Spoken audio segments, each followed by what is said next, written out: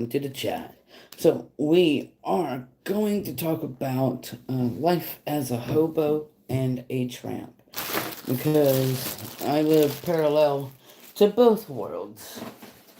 And as a seasoned traveler, as me, I've been doing this for 16 years, and I should tell you my experience, but most people's experience could be very different than mine. So don't solely base it off of me, because every people's journeys throughout their years of being a tramp or a hobo are different. My experience as traveling across America the way I do, and also having a dog as a dude, like legitimate, a dude with two balls and a pee. Yeah. So that type of dude. So my experience out of the 16 years is it's not as rough. It's really not that rough out here. The hardest thing is getting yourself ready to do the day. I don't typically ride the trains because I do have a dog that is kind of fucking new to everything. So I'm gonna literally figure it out with the dog aspects with the train and stuff. But for me, it's more hitchhiking, traveling, and I can base my experiences as a hitchhiker. Uh, I have ran. I have ran into a couple of no good people, but that's rare and far, really. The most people that generally helps are people down on their luck, and that amazes me that people that are truly down in their luck helps more than these people with money. And it's not about the money, it's about the experience that you um, get to enjoy with. Because when's the next time you're going to meet a random person and have fun with them? The likelihood is never. So, my whole journey is about meeting people, having fun with them, uh, live a little bit of their life through their shoes. Some people in this world, they want to share their life, their experiences, their fun, their happiness with you. What hurts me the most is that there are people like me out there, but me not not me. I'm not gonna deprive somebody of their happiness, and they want to share it. They want to share their happiness. I'm gonna do it. Yeah. Um. So yeah, that's pretty much it on that aspects. Uh, my experience while being a tramp and a hobo, more of a tramp, with wildlife, I don't really run into coyotes, bears, mountain lions, and other dangerous animals out here. Like a lot of you guys be like, man, I'll be scared of bears. I'll be scared of mountain lions. They don't really come up to you like they portray it in the movies or documents. They just happen to be at the wrong fucking time. wrong place, wrong time. And a lot of you guys are pretty much oblivious to okay, when you are out there in the wilderness and you see piles of poo, poo is an indicator that area is trafficked, highly trafficked by, it could be deer, raccoons, coyotes, bears. Predominantly, you'll see more coyote poo than bears. Bears are kind of lazy. They're just wait around, frolicking the thistles, whatever, shit like that. I do want to say a special thank you to the $5 donator, Connie. Safe travels always, Jose and Reese. I will get on the traveling aspects with a dog. No matter if you're a hobo or a tramp, no matter what it is. Um, but pretty much with wildlife, you really don't have a worry. A worry is not a thing when it comes to wildlife, but there are some dangers when it comes to states that have high profile animals like alligators, grizzly bears, wolves. I don't have enough experience with wolves, so I can't tell, or should I say wild wolves. So I can't tell you my experience on that. I've had no encounters with a grizzly.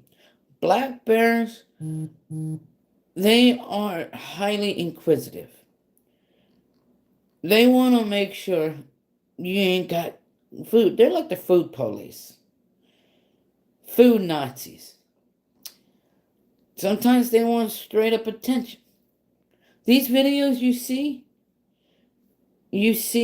about bear encounters that come up to picnics, cabins, campgrounds.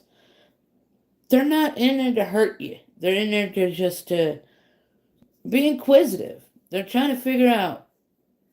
And do not consider them big puppy dogs or a big ass teddy bear you want to cuddle. No, you can't pet that dog. Don't pet that dog. That ain't a dog. Yeah, don't do that. But these videos of these bears, they're inquisitive. They're in there for one reason. It could be two. Hijack your shit. Um, just to amuse the humans. Animals like bears are like humans. They want to entertain you for some dumb fucking reason. I don't know. But pretty much you don't have to worry about wildlife all too well.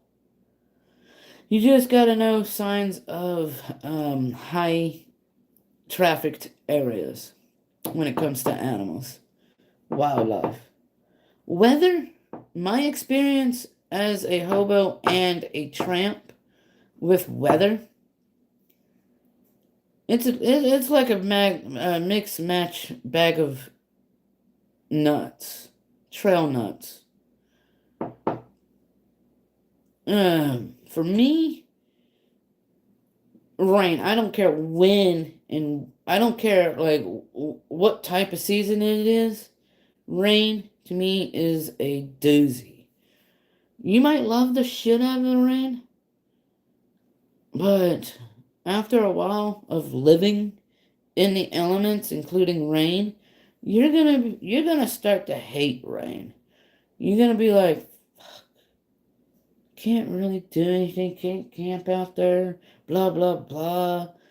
You gotta look for a bridge.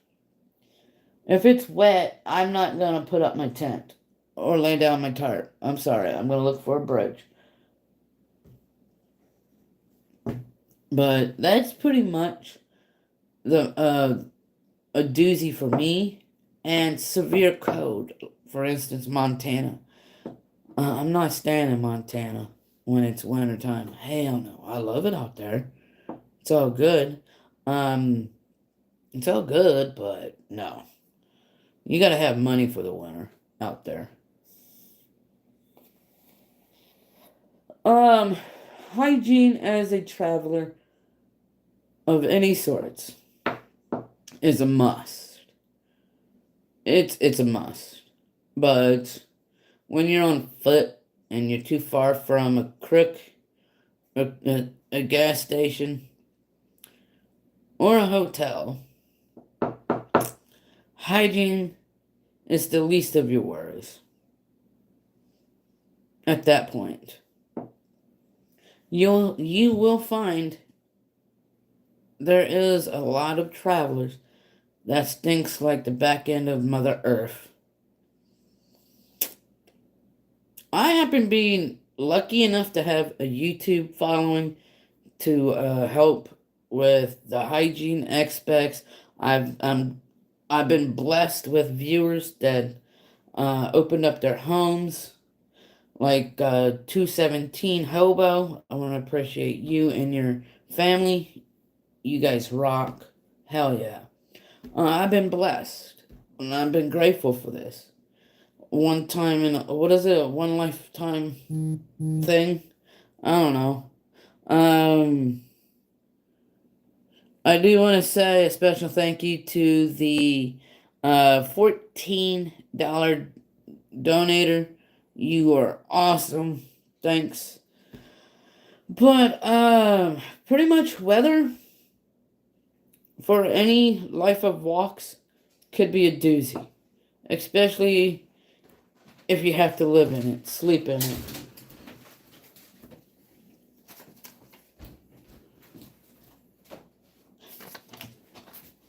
If you have to live in it. That's pretty much it. And I also talk about hygiene. Hygiene is one of the downfalls. There's nothing you can really do about it if you're on foot.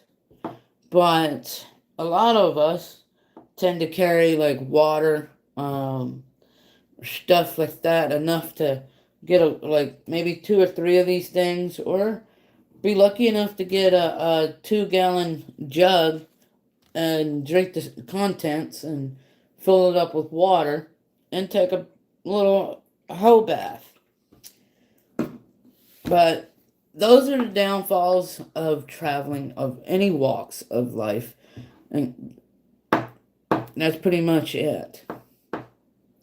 Here in a momentarily, I'm going to open up the chats. Well, obviously the chat is open. I'm sorry, I wasn't even looking at the comments. If you were typing something important, sorry, you might have to repeat it when I'm looking at the comments. But here in about unknown timeage, I'm going to read the chat. Food. Food as a hobo and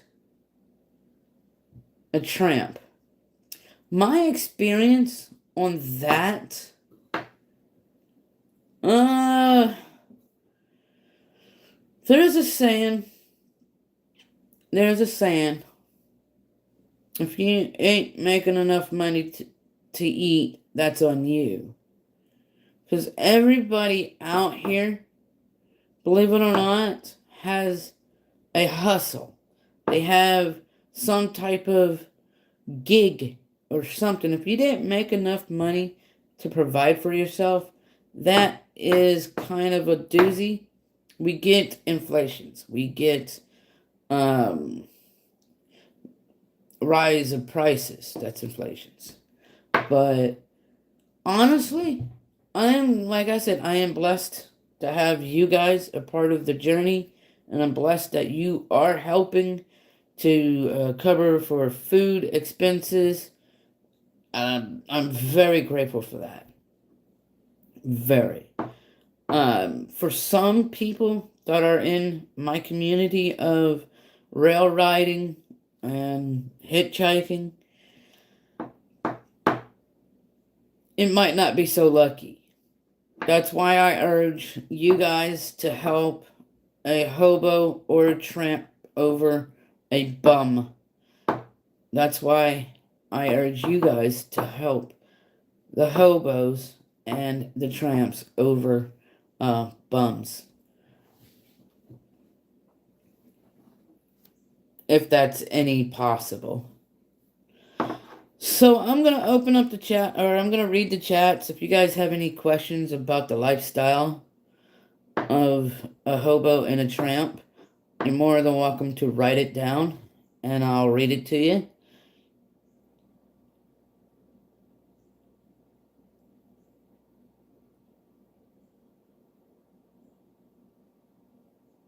What are the 10 secret hobo signs?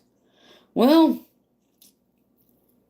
I don't have that type of experience in reading little signs, but in today's society, we talk just like you and I. And thank God for the internet, you can actually look up what this little sign says.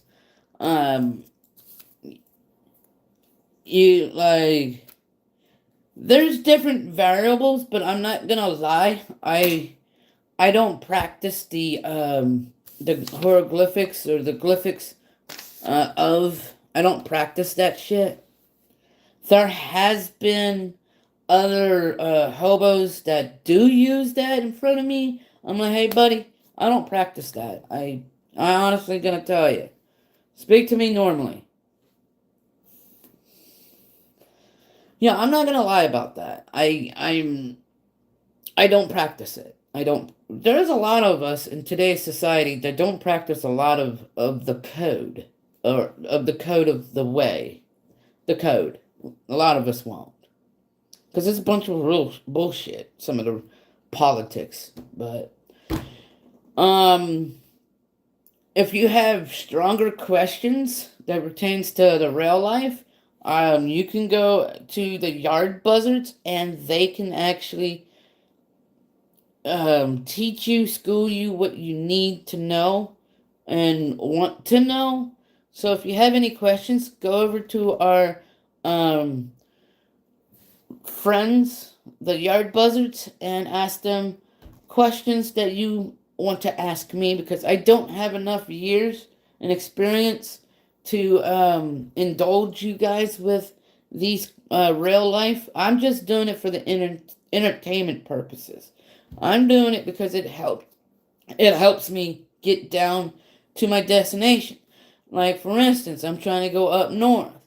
Well, these trains around here, they go south, north, east, and west. So it's going to help me get a little farther up the road. I got like over 122 miles. And lately I've been only getting like 40, 60, 70 miles at times. And I need a little bit farther than that. I'm too broke to pay for a Greyhound. I need to make distance, because I'm actually like 4 weeks behind. I should have been in Pennsylvania by now, but today's society of people picking up hitchhikers has slimmed down. It did not die. Do not listen to the bullshit. Hitchhiking is not a dead form just yet. I'm trying to bring it back. That's what I'm trying to do. I'm trying to bring it back. There's other people that are trying to kill it. Come on, dude. People want to pick up hitchhikers. They want to. Some of them, not all of them, but some of them do. But yeah. Kindly came. True, but the stick and sack. We have, in the world of hoboism and tramperisms, we have formed a different type of rucksacks. We have levitated to actually a hiker's backpack, because they have longer life shelf than the stick in a sack.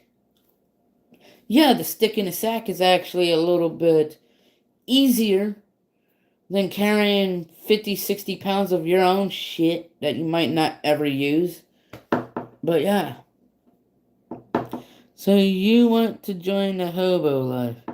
So you want us to join the hobo? No. Actually, I want you guys to be a part of the hobos that wants to be a part of your life.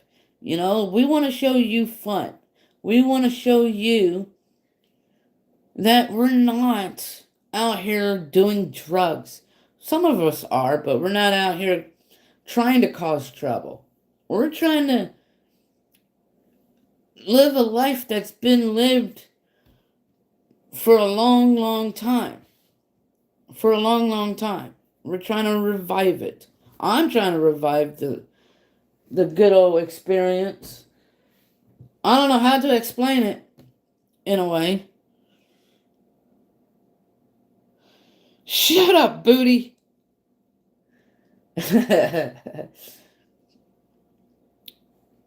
Are you in a hotel? No, I'm actually with a viewer.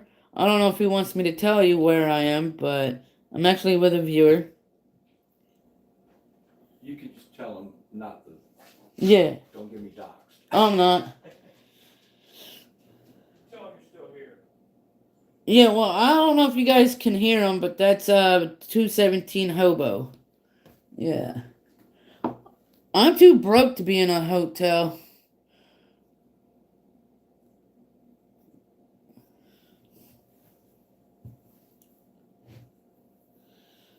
Winter is coming. Oh, also, for us hobos, us tramps, we have a little bit ways, but it's limited resources to stay warm. It does cost, like me personally, like if I'm in my tent, well, I have a dog now, so I can't really do it. I would get my little camp thing and let the heat rise from there. But that only works in that only works in environments that doesn't really get bone chilling cold. Yeah. But it's a lifesaver. It does help at times.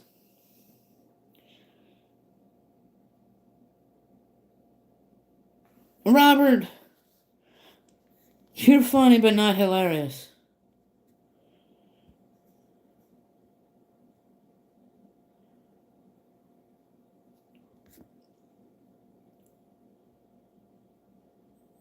What's the difference between a hobo and a mooch? Well, hobos aren't mooches. First off, a bum is a mooch. You know, like, I'm not gonna cater to this stupid retards. But anyway, the difference between a hobo and a mooch. Well, a mooch is below a bum. It's really below. They don't even try to ask for it. There's different definitions to a mooch, so I can't really be definitive on one answer. But the difference between a hobo, they get their own stuff by working, traveling, predominantly working.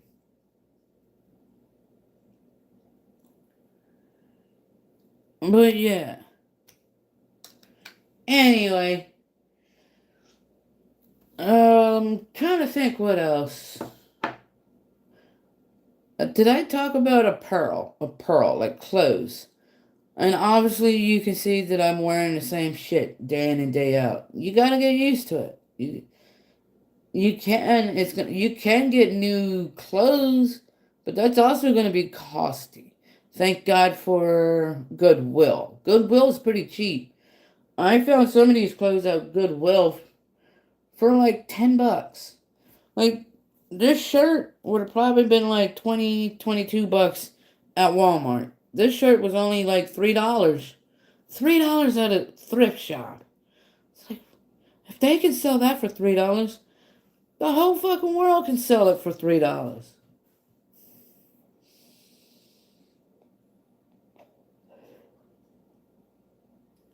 Ah, damn, this thing's out of juice. I'm at 93%. Fuck it. Let's smoke.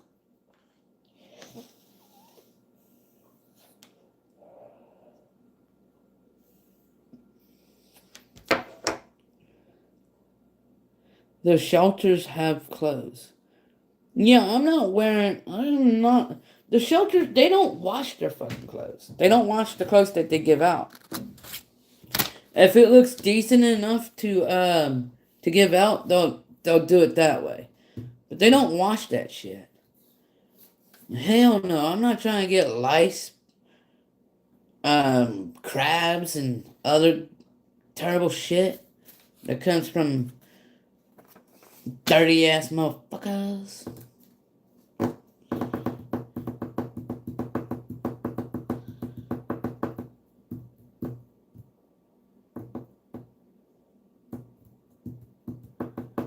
Have you had a real job? Yes, I have. I was working at Sturgis at a real job. But I like to be self-employed. I like how YouTube forces me to make more. YouTube tells me, good job, but you could do better. No, YouTube doesn't say that. Yeah, all these people are judges of a false prophet. Because they're not they're not, what I'm trying to say, they're not seeing the true God. They're not seeing the true Jesus. When they pray, they're praying to something that is not real. Jesus is real. God is real. I mean, I'm trying to say something, but it's not coming out the way I want it to come out. It's just being stupid, said stupidly.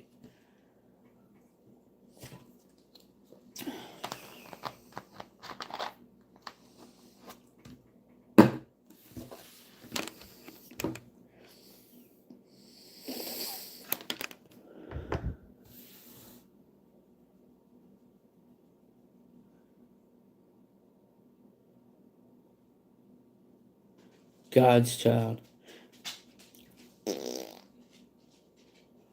How dare you motherfuckers disrespect America's child? America's son. Damn. Hell yeah. Oh, God.